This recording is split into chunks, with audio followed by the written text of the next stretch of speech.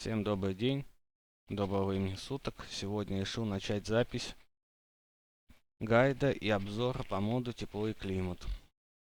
Сегодня мы будем рассматривать некоторые аспекты мода. В принципе, я бы назвал это серия микрообзоров по моду, потому как они будут по 10 минут и, соответственно, без монтажа. Так что встретимся уже непосредственно на карте.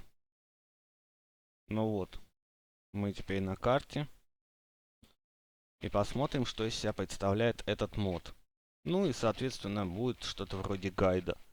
Как вы уже могли заметить, и появился индикатор,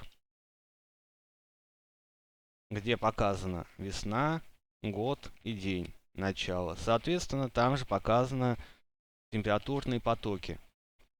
В маленьком окошке, как вы можете заметить, нарисовано солнышко в маленьком кругляшке. Оно, соответственно, показывает время суток. То есть ночью будет луна нарисована со звездами, днем солнышко. Под годом и днем первое, что у нас идет рядом с индикатором, это у нас название биома. Второе, что у нас идет, это температура. Третье, что идет, это у нас влажность. И четвертое, соответственно, воздушное или безвоздушное пространство. Сейчас я это покажу наглядно, как изменится индикатор. Когда мы зайдем в помещение, в какую-нибудь яму, где нет воздуха. Вот, уже нормально. Там было ветрено. Закрываем. Вот, теперь плотно. Мы получили безвоздушное пространство.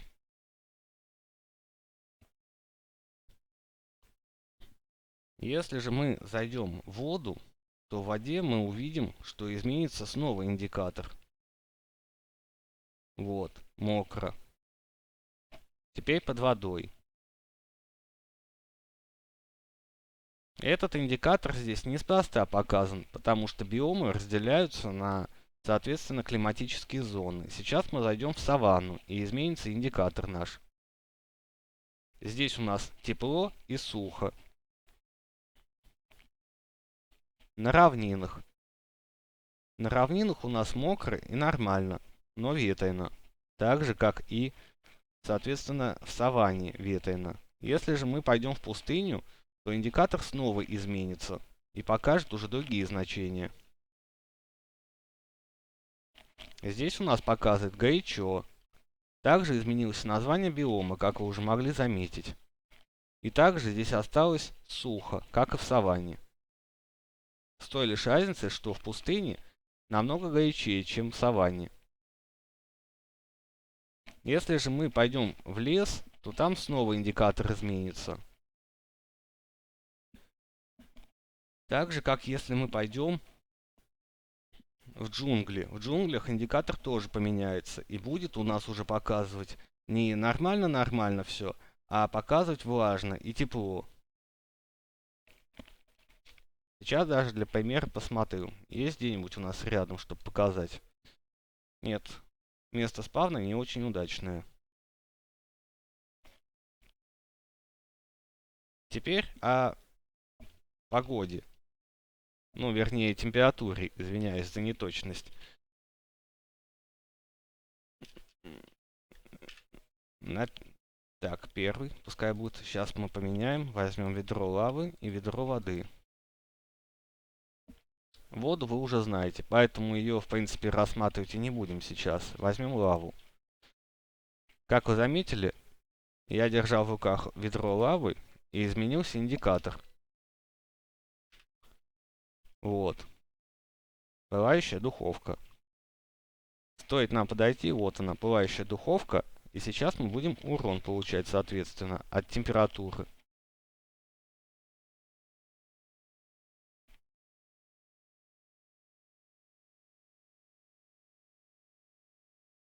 У меня что, мирно стоит? Да. Вот.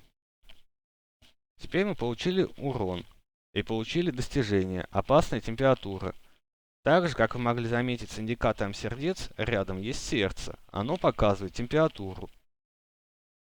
и показывает значение защиты от холода или тепла, какую вы оденете экипировку, потому как броня тоже получает определенные бонусы или же статы защиты.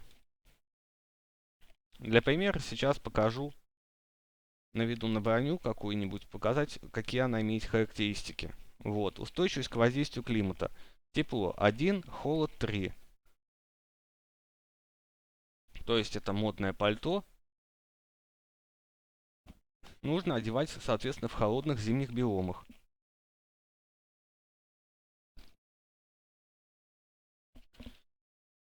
Также, как и есть горячие, так есть и холодные условия. Сейчас даже наглядно покажу.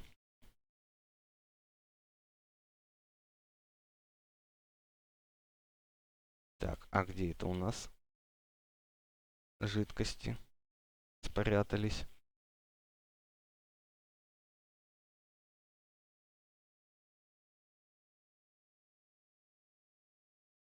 Давайте так, вот так будет быстрее.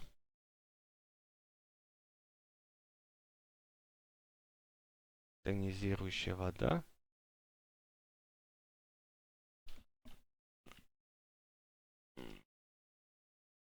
Ой, что ты будешь делать? Вот. Мы возьмем ведро азота для примера.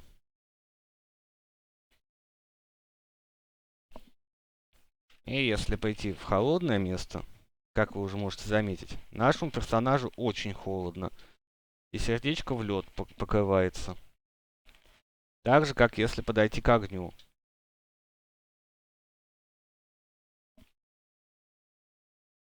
Также на разных высотах будет разное погодное условие. Вот сейчас мы взлетаем по координатам, как вы видите, 120, 130 уже. И сейчас вот ветрено стало. Ветрено и холодно. А также поменялся индикатор на ночь, потому что уже начинает наступать ночь, соответственно. Ночью тоже показатели температуры меняются, в зависимости от того, где вы находитесь. Будь то в пустыне или же в холодном месте. Когда солнце окончательно сядет, здесь поменяются значения.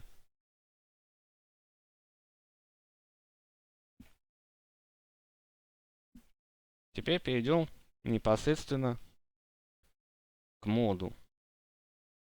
Так как базовое мы уже рассмотрели, то, что он нам дает, температурный режим и о том, что дает индикаторы. Но эти индикаторы и температурные режимы очень важны для нашего мода. А теперь посмотрим на то, почему он так важны. В моде присутствуют различные цветные руды, которые будете, соответственно, добывать во время выживания. Каждые руды генерируются в своих местах, и, соответственно, их добывать можно железными инструментами и выше. Некоторые можно каменными добывать. Вот она, зеленая руда, крупнозеленая,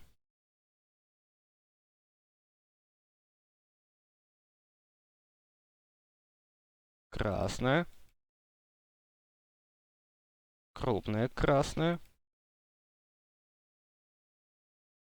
Идет у нас потом черная, крупная черная и белая. Синюю вы же будете встречать чаще всего в выживаниях в воде, так как она не генерируется нигде больше, кроме воды. Она генерируется разве что еще только в скарновой жиле, о которой мы будем говорить позже. Вот. Сейчас возьмем факелы и все осветим.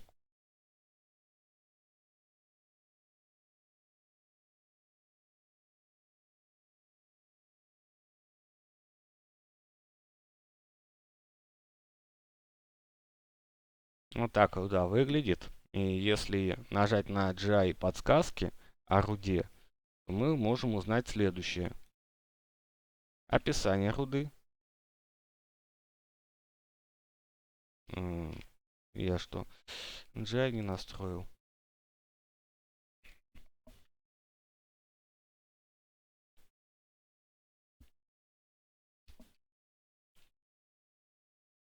Вот она. Черная руда появляется в подлеске или преисподней. Ну, то есть под землей. Крупная тоже.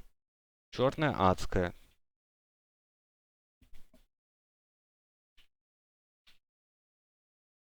Вот белая руда. Под равнинами или саванной. У каждой руды есть свое место появления, где она чаще всего бывает.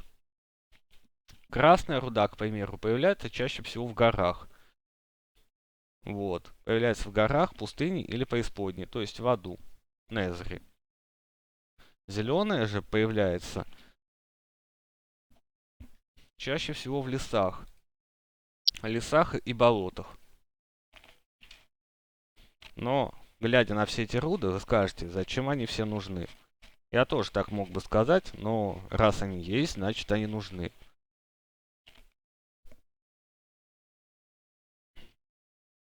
Сейчас покажу.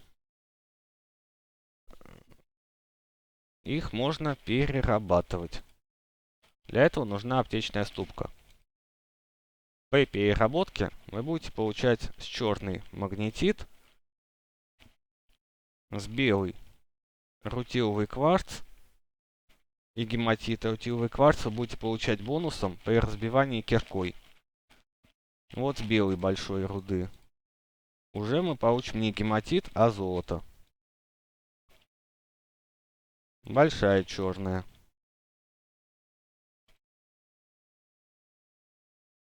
Аргентитовый. Большая красная. Боксит.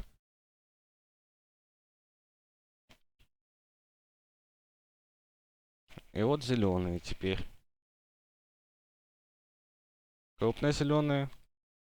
Гарниерит. Кассетерит. Халькоперит.